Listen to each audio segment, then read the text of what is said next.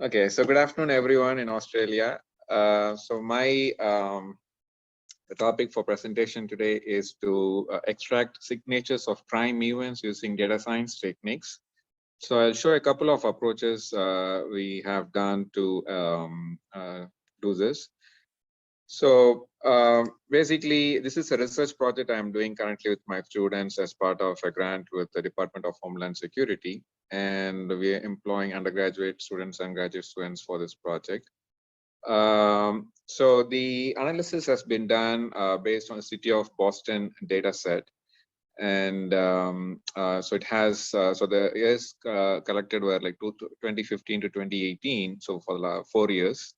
And it had more than 300,000 records. And the records have called incident records. They are booked under one or more offense codes. Offense codes could be like larceny, motor vehicle related offenses, robbery, burglary, and all these things. So among this, 19% of the offenses were related to larceny and 16.5% approximately related to motor vehicle related offenses. So even though the 67 offense codes, the top 2 of them are these 2 offenses. I'm sorry. Okay, so the first project I'm going to present is a machine learning naive-based classifier prediction of offenses that could occur within a small zone in the city of Boston. So what it means is, so this is like a big picture of all the offenses put together and the locations at which they're happening. So this approximately corresponds to the map of the city of Boston I present here. If you just visualize based on locations, it's not clear at any particular location which offense is more likely to happen, and that's the kind of motivation for our research. So in order to do the analysis, we divided the city into a grid, like I show here. We try different dimensions, and we finally narrow down to this dimensions for the grid. So I'm showing here the latitude, longitude for the city, as well as the dimensions of the grid. And so this way we can store the dimensions of the offenses. They have more than 300,000 records. So if you want to search the closest location for any particular location, you don't need to search all 300,000 records. We use a 2-dimensional hash table of dimensions 34 by 39 based on the grid dimension 0.005. We have to have this many indexes in latitude and longitude. And so how are the crime events distributed across the zone? So more than 70% of them were within like comparable probability. So we counted the number of crime events that happened within each of these grids, and we plotted this probability distribution. And you see majority of them are from 0 to 0.002. There are some outliers, which means there are some zones where more crime events happened. So the naive-based classifier model is a probability-based approach. So here what we want to do is, given a particular zone, we want to find out what's the probability that any particular offense could happen within that zone. And this can be computed as the known terms that can be found from the data set, which is given an offense code, what is the probability that could happen in a particular zone, and what is the probability for a particular offense could happen across the entire city, and the probability that the number of the probability for the crime to happen in a particular zone. So the right side terms can be found from the data set. And what we want to find is, or predict is, given a particular zone, what's the probability that a certain offense could happen. And I will do this, compute this probability for all the offenses, and whichever offense has the largest probability among all the offenses, that will be the offense we'll predict to happen within that zone. So if you do, on the left-hand side, I plot how it shows up when you visualize the city of Boston for the 2 offenses, larceny and motor vehicle related offenses. So you could see almost they are equally, like they are occurring on all the locations.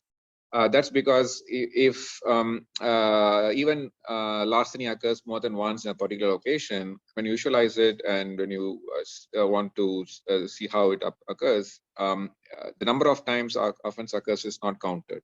It's just like if it occurs at least once, it's being visualized. So what we want to now do is we want to count or take into consideration the frequency with which the offenses are occurring. And that's what the naive-Bayes classifier does, as you see in the formulation. It takes into consideration what is given an offense code, what is the probability it occurs in a particular zone. So that term takes into account the frequency of occurrence of the offenses. And after we do all the analysis, compute all the probabilities, and then we found that again, larceny and motor vehicle related are the top two offenses, as in the original data set. But we see here based on the frequency of occurrence, which is what the naive-Bayes classifier takes into consideration, larceny is more likely to predicted to more likely occur on the eastern side of the city, whereas the motor vehicle related offenses are predicted to occur more likely on the western side of the city. So it doesn't mean they don't occur elsewhere, but given a particular zone, you want to find out what is a crime event that's most likely to happen within that zone. And that's what we are doing here. Larceny is more likely to happen on the eastern side and motor vehicle related on the western side. So such a result has not been observed before in any research on crime analysis, and this is a contribution from bias in this area. So that's what the conclusions are. The second project I want to talk about is a spectral analysis-based approach to quantify the extent with which an offense could occur with another offense. So same data set. What we also found is like in the incident reports I mentioned, the 300,000 reports that were there, about 27,000 reports had listed 2 or more offenses to have co-occurred. So it's not just one offense that occurred as part of an incident report. At least 2 more offenses have co-occurred as part of that incident. So what we want to quantify is the extent with which an offense could co-occur with another offense. So this could, as you will see at the end of this from the results, how this could be useful for an investigation team to streamline their investigation process. To do this analysis, we built what is called an offense network. So each node in this graph is an offense, and there's an edge between 2 nodes if the 2 offenses corresponding to the 2 nodes are listed to co-occur at least in one incident report. And the weight of the edge is the number of such incident reports that are listed. And the weight of a node is the number of offenses with which it co-occurs. So based on this offense network, we did our analysis, and what we did is we ran a suite of 10 different clustering algorithms. So these are the 10 different clustering algorithms that were run on this offense network, and these were already implemented in Python. What we wanted to observe is how the offenses are grouped into clusters by these algorithms. So we found that the composition of the clusters varies with the clustering algorithms. So each clustering algorithm groups the offenses differently. So one clustering algorithm, which is number 10, groups, say, all these 10 offenses together in one cluster, whereas some other clustering algorithms groups them, the 10 offenses across different clusters. So this is kind of, again, a motivation for us. Okay, so if 2 offenses are more likely to co-occur, then a majority or more of the class 10, if not 10, several of these clustering algorithms should be grouping the 2 offenses together. So we ran the 10 clustering algorithms on this offense network, and I'm again showing here just a subset of the what is called the co-occurrence matrix. So this co-occurrence matrix is a symmetric matrix where the number of rows or the 67 and number of columns 67, the number of offenses, and I'm just showing for the 10 offenses here. So the maximum entry can be 10. That means all the 10 clustering algorithms are grouping the 2 offenses together. So if it is, for example, 6 for O9 and O5, that means 6 of the 10 clustering algorithms are grouping offenses 5 and 9 together. So this is a heat map visualization of that matrix. And what we now do is we determine the principal eigenvector of this co-occurrence matrix.